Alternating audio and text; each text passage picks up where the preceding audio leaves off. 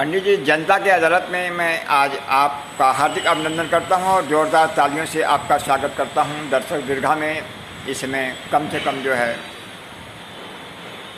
100 से 200 से लोग ऑनलाइन आपके साथ जुड़े हुए हैं और सब लोग जानना चाहते हैं कि शुभ कार्य किन किन नक्षत्रों में किया जाता है।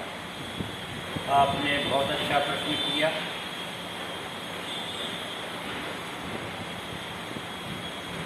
शुभ कार्य किन नक्षत्रों में किया जाता है? हमारे ज्योतिष शास्त्र में जो नक्षत्र शुभ कार्य के लिए दिए गए हैं वह नक्षत्र हैं उत्तरात्री है रोहिणो भार्गश्च ध्रुव स्थिरम तस्त्रिस्थिरम विजागेया शांति कामादि सिद्ध्यति। पंडित जी, यही श्लोक जोर से दर्शक दीर्घा में बोलिए, क्योंकि लाउड स्पीकर जो है अभी बराबर काम नहीं कर रहा है। तो पीछे कम से कम 400 से 500 लोग ऑनलाइन हैं, आपकी आवाज़ बराबर सुने। उत्तरात्री है रोहिणो भार्गश्च ध्रुव स्थिरम तत्रिस्थिरम विजागेया शांति कामादि सिद्ध्यति। इसका अर्थ बताइए। तीनों उत्तरा, जो हमारी 27 नक्षत्रों में तीनों उत्तरा नक्षत्र हैं, जैसे उत्तरा फाल्गुनी, उत्तरा भाद्रपद, उत्तरा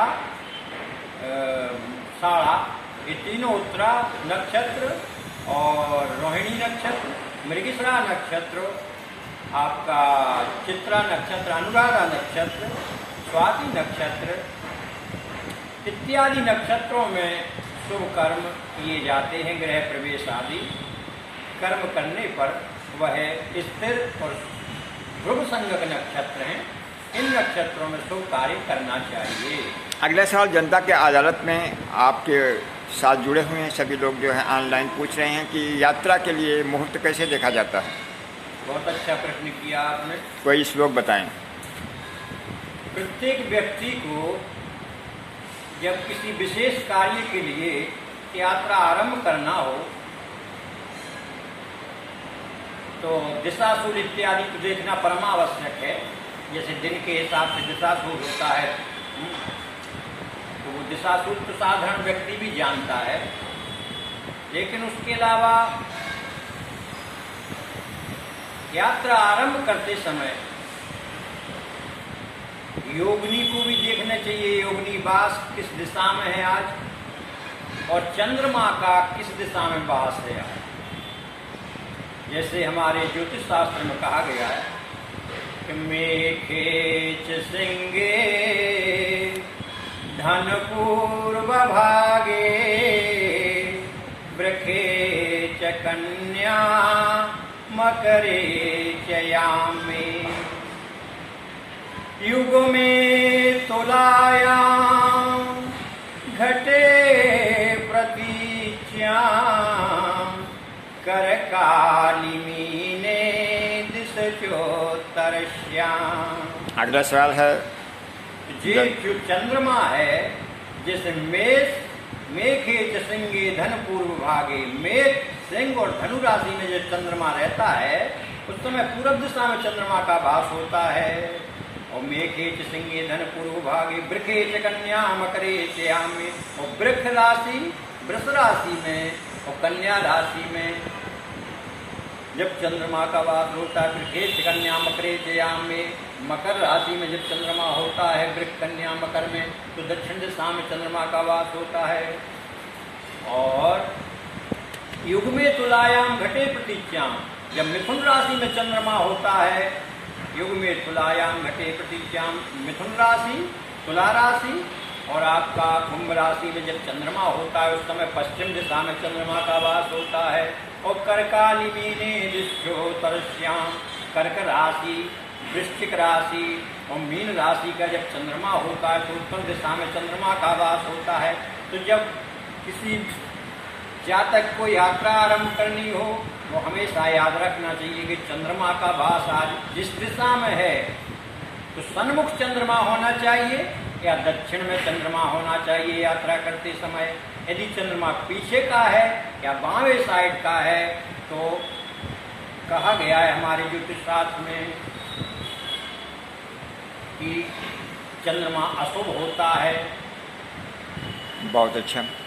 जनता की अदालत में अगला सवाल है, आपके ऑडियंस पूछ रहे हैं जो है मुंबई से, कि भद्रा का कोई एक श्लोक बताइए। आपने बहुत अच्छा प्रश्न किया। हमारे पंचांग में दिया रहता है भद्रा का वास इतने बजे से इतने बजे तक है, और साधारण पंडित जी लोग जो ज्योतिष का अच्छा ज्ञान नहीं रखते हैं वो भद्रा देखकर ही बहक जाते हैं कि भद्रा है यार, जबकि भद्रा की वास्तविकता में जब मृत्यु लोक में भद्रा होती है तभी शुभ कार्य वर्जित हैं। जैसे एक श्लोक आता है कि स्वर्गे भद्रा शुभम कार्य पातालेषु धनागमम मृत्यु लोके यदा विष्टि सर्व कार्य विनाशनी। जब स्वर्ग में भद्रा का वास होता है तो शुभ कार्य किए जाते हैं, पाताल में भद्रा का वास होता है तो उस समय भी आप शुभ कार्य कर सकते हो, धन का आगमन हो। और जब मृत्यु लोक में भद्रा का वास होता है उस समय पे शुभ कार्य वर्जित हैं, क्योंकि जब चंद्रमा कर्क राशि में या सिंह राशि में चंद्रमा का वास होता है तब, या कुंभ या मीन राशि में चंद्रमा का वास होता है, उस समय भद्रा पृथ्वी पर रहती है। तो इन राशियों में देख लें कि चंद्रमा कर्क या सिंह का है या कुंभ या मीन का है तो पृथ्वी पर भद्रा होगी, उस समय पर शुभ कार्य वर्जित। और बाकी शेष राशियों में यदि भद्रा है, चंद्रमा है, तो आप शुभ कार्य कर सकते हो। वह भद्रा स्वर्ग में होगी या पाताल में होगी। पंडित जी, जनता के अदालत में आपके ऑडियंस मुंबई से पूछ रहे हैं कि तिथियों का जो प्रकार होते हैं, जो संज्ञा होती है, वो कितने प्रकार की होती है। आपने बहुत अच्छा प्रश्न किया। हमारे ज्योतिष शास्त्र में तिथियां 15 बताई गई हैं। 15वीं तिथि में आती है आपकी अमावस्या, पूर्णिमा भी आती है। तो तिथियों की 5 संज्ञाएं निर्धारित की गई हैं हमारे ज्योतिष के ऋषियों ने। जैसे प्रतिपदा षष्ठी, एकादशी नंदा, द्वितीया सप्तमी, द्वादशी भद्रा, तृतीया अष्टमी, त्रयोदशी जया, चतुर्थी नवमी, चतुर्दशी रिक्ता, और पंचमी दसवीं अमापूर्णा एक पूर्णा तिथि में आती है। तो ये 5 जो संज्ञाएं तिथियों की हैं, यह 15 ही तिथियों का समावेश इन 5 संज्ञाओं में किया गया है, जो कि जब हम गृह प्रवेश आदि कार्य करते हैं तो 5 जो ईंटें रहती हैं उनमें नंदा, भद्रा, जया, रिक्ता, पूर्णा, 5 तिथियों की संज्ञा के नाम लिख करके उसमें अग्नि कोण में जब हम भूमि पूजन करते हैं उस समय जरूरत पड़ती है संज्ञाओं की, तिथियों के नाम की। इसलिए सदैव याद रखना चाहिए कि जब हम शुभ कार्य करते हैं तो प्रतिपदा, षष्ठी, एकादशी, नंदा, जो नंदा संगत तिथि हैं वो भी अच्छी हैं। द्वितीया, सप्तमी, द्वादशी भद्रा, ये कल्याणकारी। तृतीया, अष्टमी, त्रयोदशी ये जया, ये जय देने वाली है।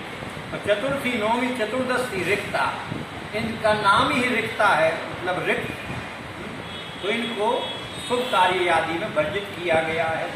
और पंचमी, दसवीं, पूर्णा, ये शुभ कार्य के लिए धर्मशास्त्र में इनको बतलाया गया है। पंडित जी, अगला सवाल है इंदौर से, जो है आपके ऑडियंस पूछ रहे हैं, नीलम गुप्ता करके हैं, और इनके साथ साथ में आरती यादव और रवि सिंह ने सवाल किया है कि शुभ ग्रहों में कौन कौन से ग्रह आते हैं। बहुत अच्छा प्रश्न किया है आपने।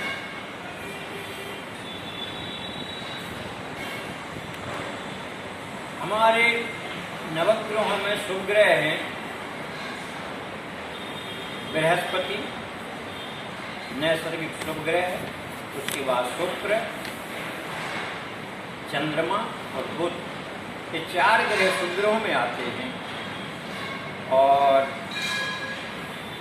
सूर्य, मंगल, शनि, राहु, केतु ये पापक ग्रहों में आते हैं, जिसमें सूर्य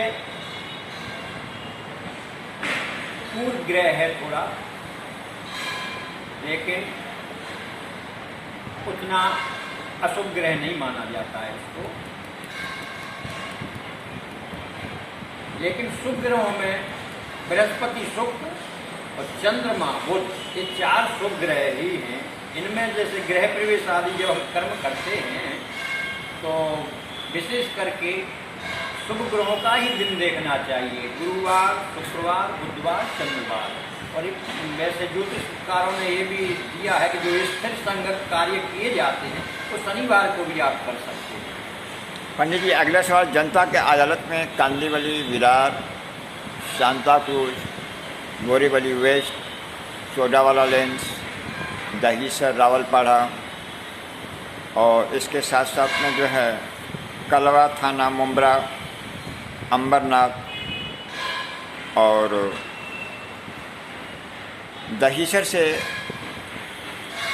आपके जो चाहने वाले शुभचिंतकों ने, ऑडियंस ने पूछा है, अपना नाम दिया उन्होंने, रजनीश पांडे, दिवाकर पांडे,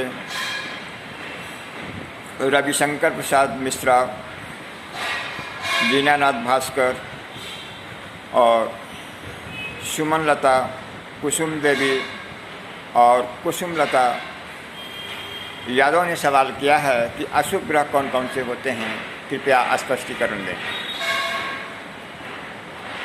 बहुत अच्छा प्रश्न किया। अशुभ ग्रहों में आपका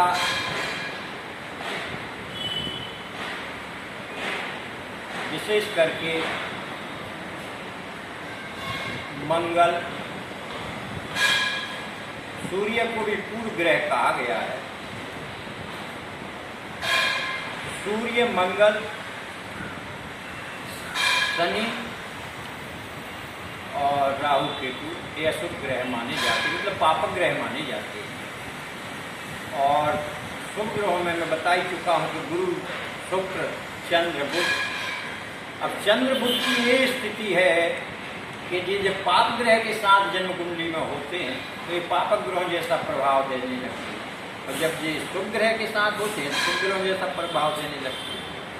लेकिन विशेष करके शुभ ग्रह गुरु, शुक्र, चंद्र, बुध हैं और पापक ग्रहों में आता है आपका सूर्य, मंगल, शनि, राहु, केतु। बहुत अच्छा सवाल किया पंडित जी। मैं अपने दर्शक दीर्घा में बैठे हुए सभी ऑडियंस और चाहने वाले सभी लोगों का जो है जनता की अदालत में जोरदार तालियों से स्वागत करता हूं।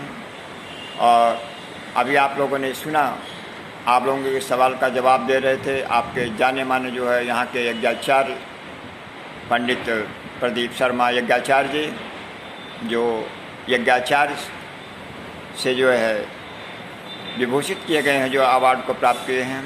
और 11,000 रुपये का पारितोषिक पुरस्कार जो इन्होंने आज जीत लिया पहला पड़ाव पे जो है। जोरदार तालियों से जो है पंडित प्रदीप शर्मा जी यज्ञाचार्य का जो मैं जोरदार तालियों से स्वागत करता हूं। और 11,000 रुपये का चेक इनको प्रदान किया जाता है यज्ञाचार्य की तरफ से जो है। संजय मिश्रा जी, एडिटर, भारत किरण, मुंबई।